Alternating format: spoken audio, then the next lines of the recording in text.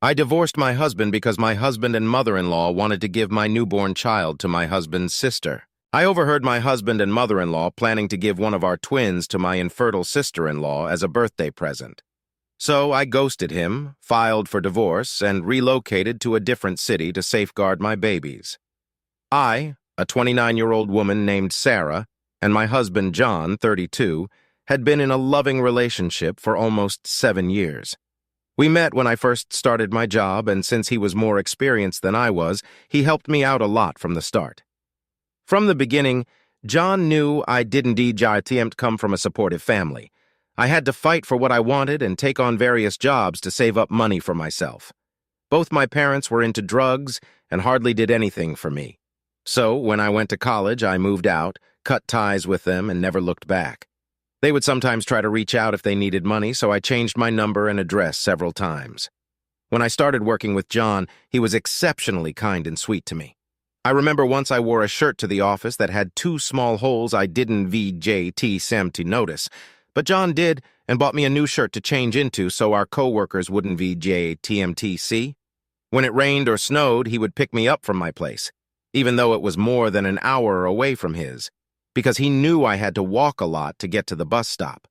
Sometimes I would skip lunch, not just to save money, but also because growing up I never had enough to eat 3 proper meals a day, so it became a habit as an adult.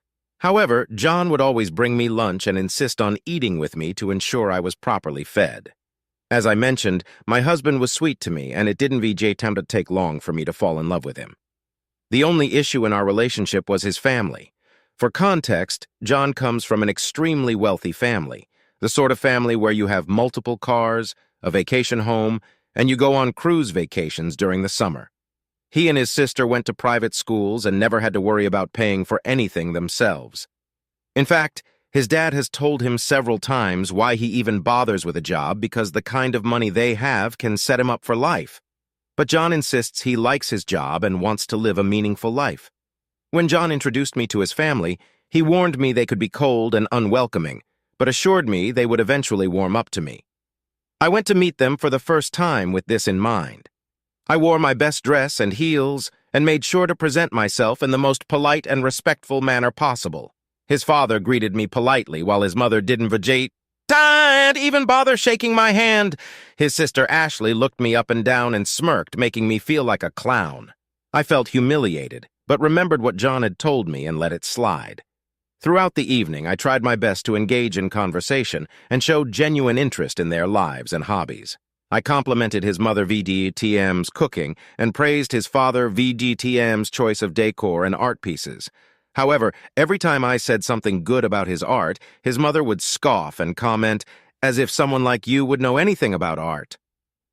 Now, I did grow up poor, but that doesn't mean I wasn't interested in art, so her comment seriously hurt me.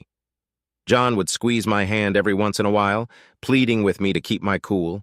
When it was time for dinner, his mother insisted I be seated away from John since she and Ashley wanted to be near him.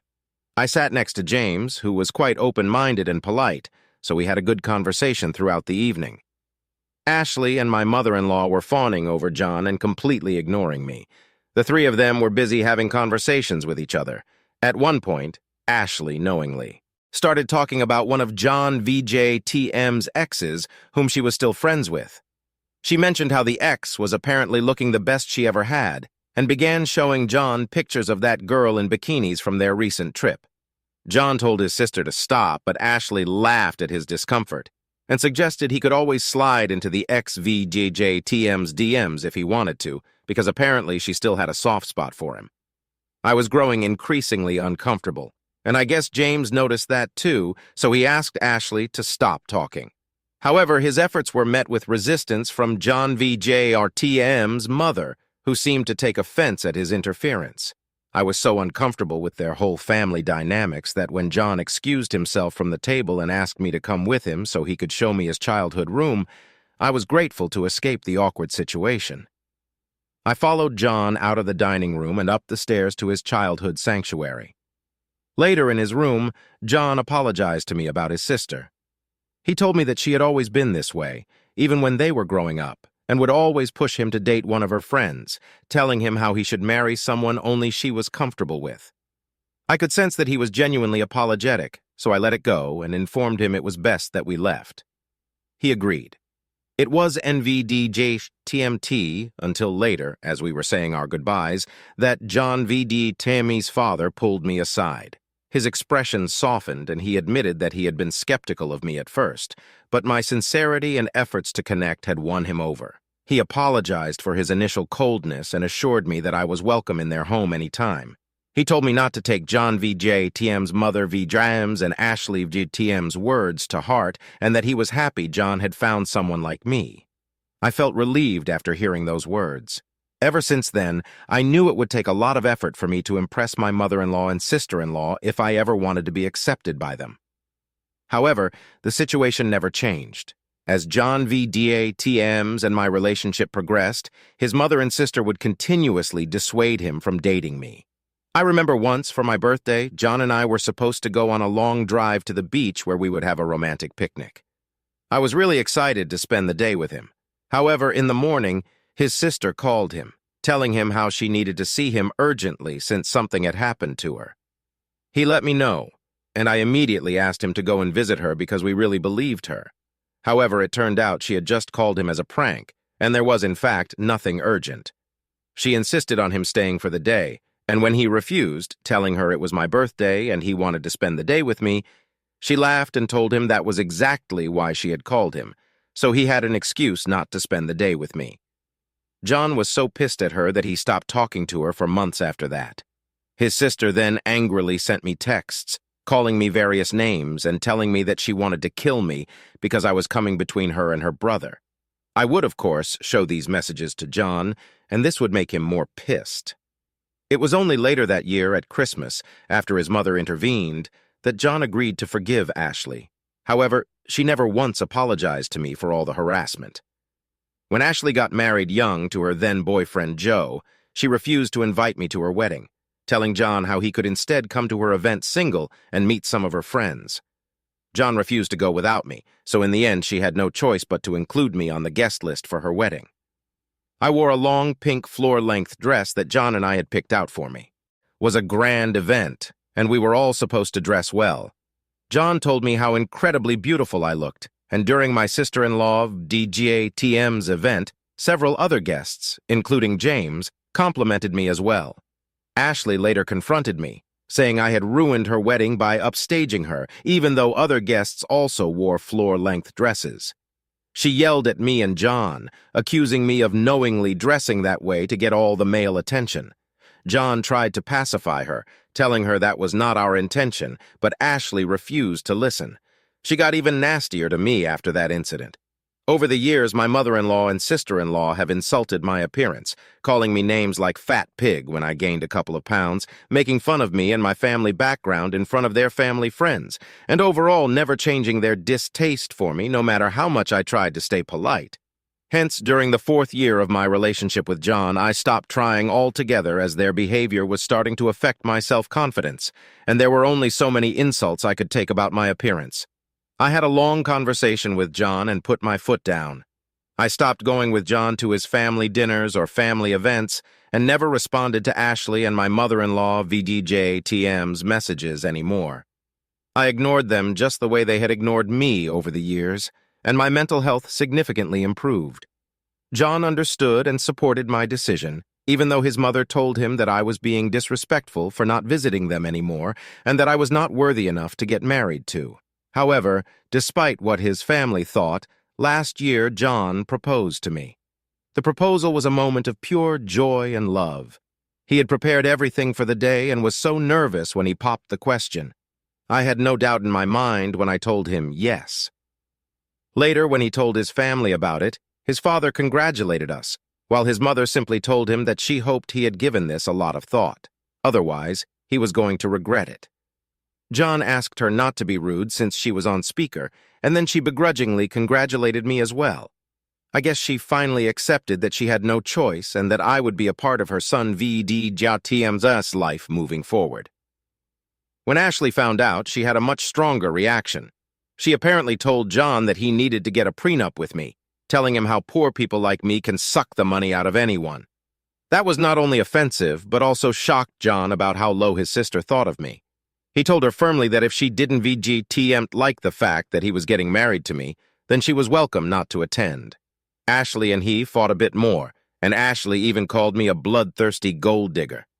However, 2 days later, she sent me a text message apologizing for everything, and I thought maybe she and my mother-in-law had talked and understood that there was nothing they could say or do at this point to keep her brother away from me. I did tell John that I would be open to signing a prenup before our marriage because I was NVJJTMT marrying him for the money. I was marrying him because he was kind and supportive of me, and that is all I had ever wanted in my life. I had a good job and was happy with what I had, so I didn't need anything more from him. John assured me that he knew my heart, and he was never going to ask me to sign a prenup. As the wedding was approaching, I wanted to look my best, so I started to work out rigorously. I would sometimes post after gym selfies on my social media, and they were perfectly appropriate pictures. I never posted any racy pictures. However, one weekend, John came back home after his family dinner and told me how Ashley and his mom had told him that I must be cheating on him, since I was knowingly posting all these pictures to get attention from other men. He went on to say how he stood up for me and told them that he didn't mind the pictures, but Ashley told him that this is how women start to cheat on their partners, which then made him think. He asked me up front if I was cheating on him, and I was taken aback by his question. I firmly told him no, and how I was even offended that he would ask me such a question. He started to apologize to me and told me how his sister and mother got into his head and he never would have questioned me otherwise. To give some context, my account is private and I have more female followers on my account than male, so to this day I have no idea why my mother-in-law and Ashley would even say something like that to John. During the wedding, my mother-in-law and Ashley did everything they could to cause even more issues. Ashley kept saying how she wanted to be a bridesmaid, but I refused point blank. Then my mother-in-law called me and chastised me for not including Ashley and how bad it would look to the family. I pointed out to her that Ashley never included me in her wedding party either, but she told me that Ashley is going to be my sister-in-law, so I have to include her, otherwise she would not be paying for our wedding. This led to a huge fight. When I told John everything, he talked with James, who assured us that it was his money and my mother-in-law had no say in our wedding whatsoever. I can only imagine my mother-in-law DDGTM's face and how she must have felt when she learned that her attempt to manipulate our wedding plans had failed. Our wedding happened after this without any more incidents or interference by Ashley and my mother-in-law. John and I are still going strong, and I thought everything was good between us. However, something has happened recently that has made me question everything. I never thought I would find myself in this situation. It all started when I found out 3 months ago that I was pregnant with twins. John was as pleasantly surprised as I was. We were both filled with excitement and happiness. We had been trying for a baby ever since we got married, and the news of not just one, but 2 little ones on the way felt like a dream come true. John insisted on having a family get-together where he would announce my pregnancy. Even though I wanted something low-key, I understood his excitement about becoming a father, so I agreed. When John and I announced I was pregnant during the party, everyone immediately came over to hug us and congratulate us.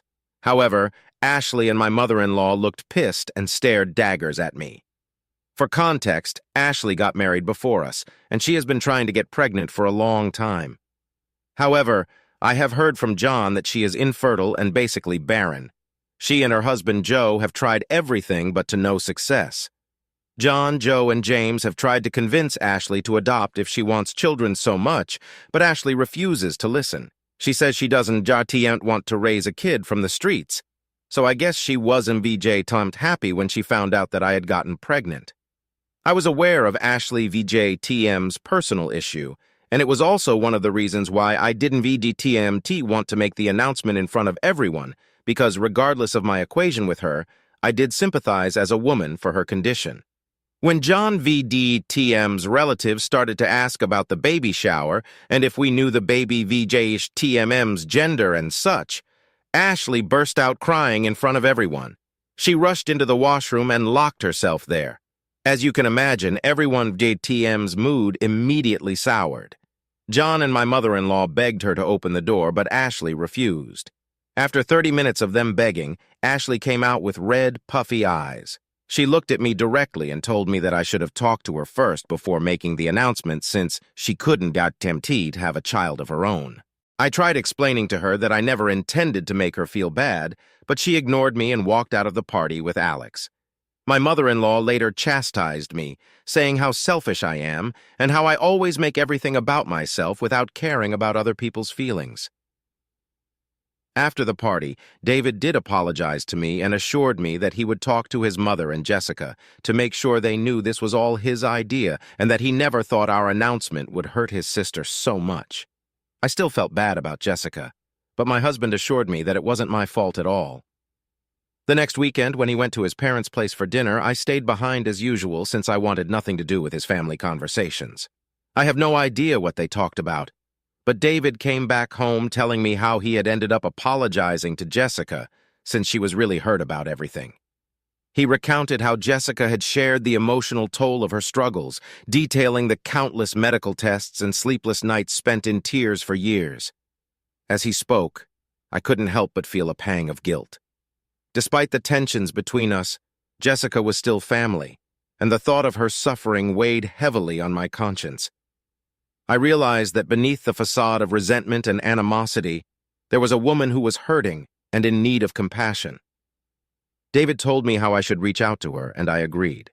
I messaged Jessica and apologized to her for not giving her a heads up about my pregnancy before the party. I told her that I wanted to resolve things between us before my twins were born so that we could start fresh as a family. To my surprise, Jessica responded with unexpected warmth and understanding. She thanked me for reaching out and acknowledged her own role in the strained relationship between us. She expressed her genuine happiness for my pregnancy and reassured me that she wanted nothing more than to mend our relationship and be supportive during this special time. Jessica offered to throw a baby shower for me when the time came, telling me how she had never had a chance to do it for anyone, so she would love to organize one for me. I graciously agreed. In the months leading up to the baby shower, I noticed that both Jessica and my mother-in-law were unusually kind and sweet to me.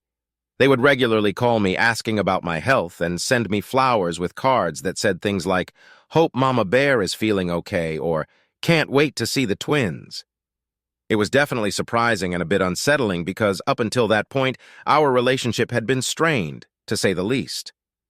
Suddenly, both Jessica and my mother-in-law were acting completely out of character, showering me with love.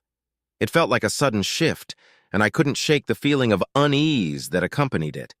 However, I thought maybe they were making an effort to mend things between us before the twins were born. I never imagined there could be anything sinister behind it. Despite my suspicions, I tried to remain optimistic and hoped that maybe we were turning a new leaf as a family. David continued to visit his family for dinner every weekend, and everything seemed fine on the surface. On the day of my baby shower, I was surprised to see that Jessica had actually listened to all my suggestions and kept them in mind while organizing the event. The event was everything I had hoped for and more, with friends and family gathered to celebrate the imminent arrival of our twins. Unlike typical baby showers, the men of the family were invited to the event also. John had brought multiple gifts for the twins. We were all having a lot of fun and playing baby shower games throughout the afternoon. Jessica was polite, engaging with the guests, and ensuring that everything ran smoothly. Middle of one of our games, I had to excuse myself to go to the bathroom. After I finished, I was just coming out of the bathroom when I heard my husband and mother-in-law arguing in hushed tones in the hallway. Curiosity piqued. I paused for a moment, straining to hear their words. They didn't know I was listening. At first, I thought it was just innocent chatter, maybe about baby names or nursery decor, but as I listened closer, my heart sank. David was asking my husband if he had a conversation with me yet regarding their plan with the twins. David told her to lower her voice since someone could hear them, but my mother-in-law told him that the time was coming near and he needed to man up and talk to me. David told her that he was working on it and that it wasn't an easy conversation to have. My mother-in-law then told him that he needed to have this discussion before the twins were born. Otherwise, They wouldn't be able to give one of the twins to Jessica on time for her 27th birthday. She told him how he had already agreed to Jessica's demands and had no way out since she had been looking forward to getting a child for months now. My eyes widened in shock as I processed these snippets of conversation I had overheard. My heart raced with a mix of disbelief and growing dread as the gravity of their discussions sank in. The realization hit me like a ton of bricks. They were discussing giving one of our twins away to my sister-in-law as a birthday gift. I couldn't believe what I was hearing. It felt like a punch to the gut. I stood there frozen as they continued to talk about their plans as if it were the most normal thing in the world. My mind raced with a million thoughts and emotions: anger, hurt, sadness, but most of all, betrayal. I had thought my husband, mother-in-law, and sister-in-law were happy about our pregnancy, about our twins, but now I realized that their happiness wasn't because of our growing family. It was because of their twisted plan to give away one of our babies. At that moment, I felt like I didn't even know my husband anymore. How could he betray me like this? How could he even consider giving away our child? Our babies were not gifts to be given away. They were our children, our flesh and blood. I waited patiently for them to finish their conversation as I didn't want to be caught, and then I slowly walked out of the bathroom. I was shaking in fear and anger, but I held it together as best as I could in front of others. Since the baby shower, I've been racking my brain to come up with a plan so I can escape this situation as fast as I can. I can't endanger my twins in the future. This family is crazy, and I can't even trust my husband anymore. I want to scream at him every time I see him, but I'm trying to pretend that all is well so I can work on my escape plan. However, because of my pregnancy hormones, I'm a bit worried that I will be leaving my husband without even asking for an explanation. I don't mind being a single mother, but should I give the father of my children a chance to explain himself before tearing apart the family? Update 1. Thank you, everyone, for your advice and suggestions. I read through all the comments, and I have made up my mind now. I want to assure you that I will never let anyone take away my baby from me. I have reached out to my best friend of many years and asked for her help. She is as shocked as I am that my husband could plan such a thing with his family. She has agreed to come and help me move my things so that I can live with her while I file for divorce from my husband. Tonight is the last night I will stay in the same house as David, and tomorrow I will leave without a note or an explanation because he doesn't deserve one. Update 2. It's been 2 weeks since my last update. I wanted to update everyone on what has happened since my last post. As I mentioned before, I made the decision to file for divorce from David after overhearing his conversation with his mother about their plan regarding our twins. It was a heartbreaking decision, but I knew it was the right one for me and my babies. With the help of my best friend, I gathered all my belongings and left our house while David was at work. It was a difficult and emotional moment when I walked out the doors, as I never imagined a day would come when I would leave my husband. But I know I have to prioritize the safety and well-being of myself and my unborn children. I have since filed for divorce. Even though David has tried to reach out to me multiple times, I haven't blocked him, as I do want to be cordial to him until the divorce is finalized. Since David has no idea that I overheard him with his mother, he has sent me several text messages accusing me of betraying him and how his family was right all along. I haven't sent him a single explanation because I know no matter what I say, he and his family will try to gaslight and manipulate me. So, for now, they can think whatever they want. The truth will come out during the divorce proceedings. I have blocked Jessica and my mother-in-law, although I do feel a bit guilty about not answering John VJTM's calls. I have no idea whether he was involved in this plan or not, so I can't take any chances. I have spent the last few days just crying while my best friend has sat with me and never left my side. She has assured me that I am not a bad mother for leaving such a man and has tried to lessen my guilt since I will be a single mother from now on. I plan on going back to work as soon as I can. My best friend, who works from home, has agreed to babysit my twins when I do join the workforce. However, I have insisted on paying her for her time as babysitting twins won't be easy. I know this isn't a solid plan, and I wish I had reliable parents who could help me out in this situation, but unfortunately, I don't. Also, my best friend will only help me look after the kids until I can get my divorce from David finalized. With the child support, I can hire a proper nanny. I know it won't be easy, but I am determined to create a safe and loving environment for my twins. I am grateful for the support and encouragement I have received from all of you during this challenging time. Update 3. Hello, everyone. It's been 6 months since my last update.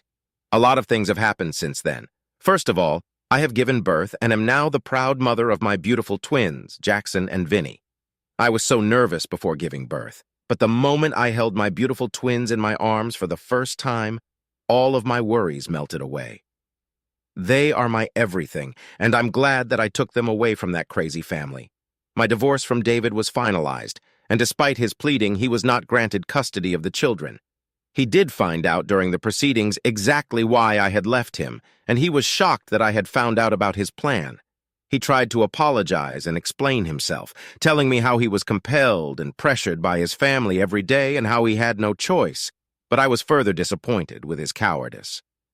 It turns out that John did know about everything, and although he had tried to dissuade Jessica and my mother-in-law, no one had listened to him. I am so disgusted by this family that I have felt no remorse since divorcing David. I didn't ask for a single penny for alimony, but he has agreed to pay a hefty amount for child support, which will be enough for me to provide the best for my children.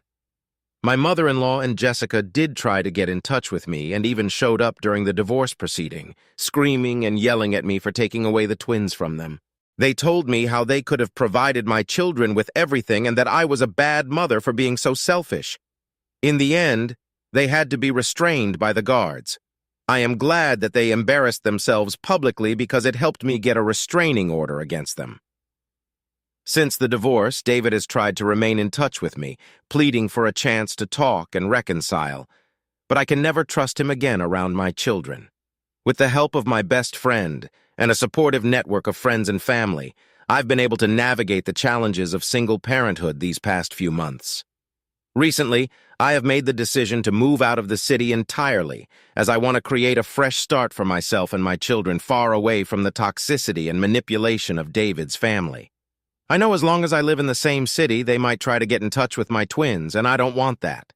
With full custody of my twins, I have the freedom to build a new life wherever I choose, and I intend to make the most of that opportunity. Moving forward, I'm going to be focused on myself and my babies, so there will be no further updates.